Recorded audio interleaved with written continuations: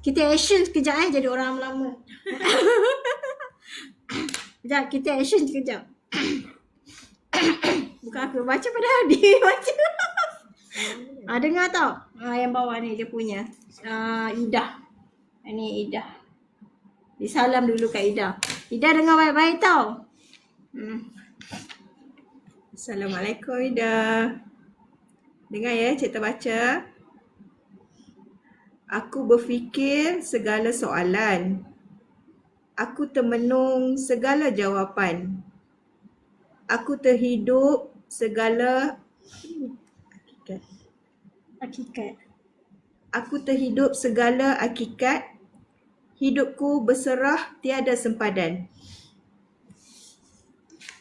Nak dengar lagi sekali ke? Faham tak? Nak dengar lagi sekali. Memang tak cukup. Rugi tau siapa tak minta. Tak faham. Dia maksud dia tu penuh siratan. Umi huraikan, aku yang kena. Habis lah aku kalau surai 20 orang. Umi kena uraikan. Okey, dia jadi orang lama kejap. Bismillahirrahmanirrahim. Bisalam. Assalamualaikum. Ida, dengar ya cerita baca. Aku berfikir segala soalan. Aku termenung segala jawapan. Aku terhidup segala hakikat. Hidupku berserah tiada sempadan. Amin. Faham tak? Faham tak? Terima kasih, Masya Allah. Yang lain kalau nak, share. Okey, dah faham tak? Ke nak dengar lagi? Terfikir bercelaru ke Umi? Fikiran bercelaru ke Umi?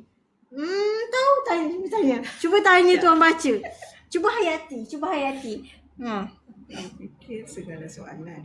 Cuba Ida ambil pen, ambil kertas. Lepas tu tengok, lepas tu fikir.